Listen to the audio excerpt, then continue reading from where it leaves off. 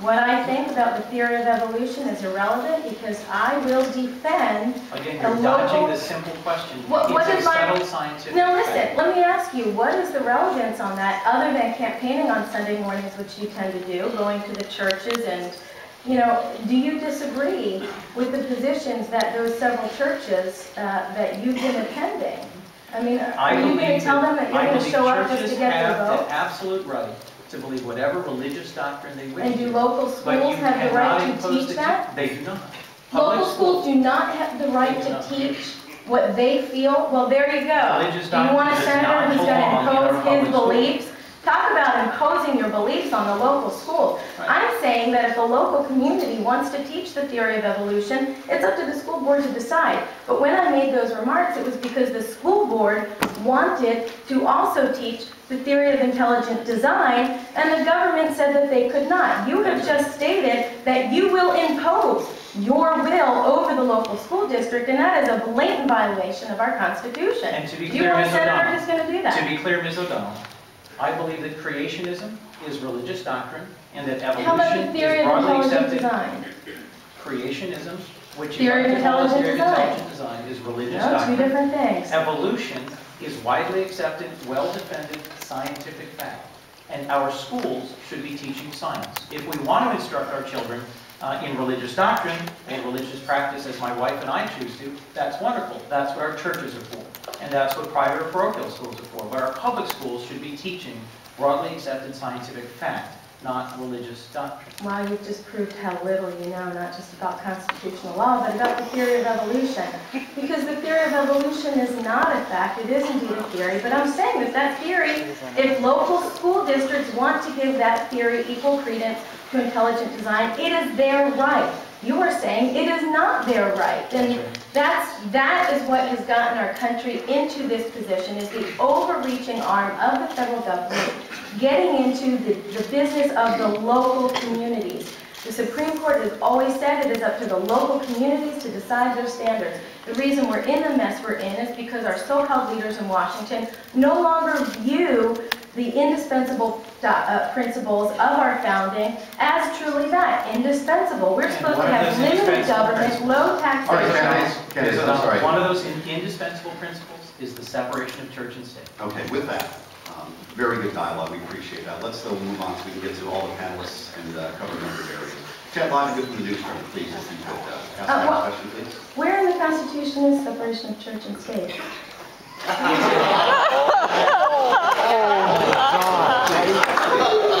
Let's have some respect for the panelists and the questions they brought today, and let them dictate a little bit, at least, on where to go with this, okay? Well, we're just going to stay on the Constitution thing here. Ms. O'Donnell, you have said that the Constitution will be a litmus test for how you'll vote in the Senate. There have been a lot of changes in the Constitution since it was ratified 223 years ago. Some Republicans and Tea Party members have called for repeal of some constitutional amendments. What are your thoughts about repealing the 14th, the 16th, and the 17th Amendments? 17th Amendment I would not repeal. That's the amendment that puts the power to, for the state government to determine who represents you in Washington. I support that. I mean, I support the free election process of that. If you can, I'm sorry I didn't bring my Constitution with me.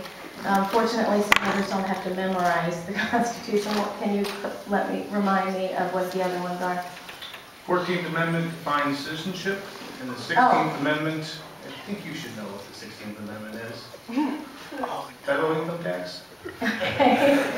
No, I support lowering the income tax, but that amendment gives the Congress the power to tax. Now, I, of all people, want to reform the IRS. I do believe that we desperately need tax reform. Citizenship, you're talking about illegal immigration. I think that we have to close the borders before we discuss any sort of amnesty or DREAM Act or anything in terms of, but our country has always welcomed people from other lands. We are a magnet because people want to come over and pursue the American dream. But we have made it harder and harder to do exactly that when it comes to taxation and overregulation that has strayed from the original principles. That's fine, Ms. O'Donnell. Thank you. Mr. Coons. A great question, Chad. Thank you. Of course, I would uphold the 14th, 16th, and 17th Amendments to the Constitution. And I think it is exactly one of the real challenges in this election season to the public, to our voters, that the Tea Party and folks who ask us to consider repealing these central amendments raises. And it's part of why I really hope that listeners are paying close attention to the answers you're hearing today and to the principles and values that both of the candidates in front of you are laying out. What I think Delaware voters want to hear about today is jobs, the economy moving forward. But a senator also has to understand the Constitution, be able to interpret it and apply it, and vote in Supreme Court justices. I absolutely oppose the widespread proposals by Tea Party candidates for us to repeal the 14th, 16th, or 17th Amendments. I also think you've just heard in the answers from my opponent and in her attempt at saying, where is the separation of church and state in the Constitution, reveals her fundamental misunderstanding of what our Constitution is, how it is amended, and how it evolves. The First Amendment establishes the separation, the fact that the federal government shall not establish any religion, and decisional law by the Supreme Court over many, many decades The First Amendment clarifies and enshrines that there is a separation of church and state that our courts and our laws must respect. So you're telling me that the separation of church and state, phrase the separation of church and state is back found to in the Roe First versus Wade Amendment? and the Griswold question earlier. The zone of privacy is something that the Supreme Court interpreted the Bill of Rights and several of those amendments to create. It is important for us in modern times to apply the Constitution, in my view, as it exists today and as it's been interpreted by our justices. And if there are settled pieces of constitutional law, like the separation of church and state, like the individual right to reproductive freedom that Roe versus Wade represents, that we've lived with and have lived under for decades, in my view, it is important to know whether you have on my side a candidate who believes and supports those things, and on the other side, a candidate who's both unfamiliar Let me with just and does not clarify. support. Please. You're telling me that the separation of church and state is found in the First Amendment.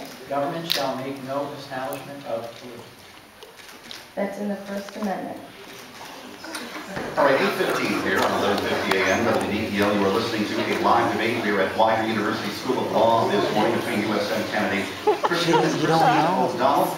And let's move on to You don't know Mark anything Lardone, about it. Delaware Today.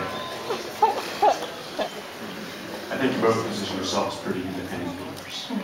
And if this election is about anything, it's about the satisfaction of the current leadership. So I'd like to know, or would you please give us one or two examples of where you agree with your party's leadership and where you think you differ with the party's leadership? Mr. Coons, why don't you start this time? I've given several examples in the past. I'm going to assume, in my case, you mean my party's leadership.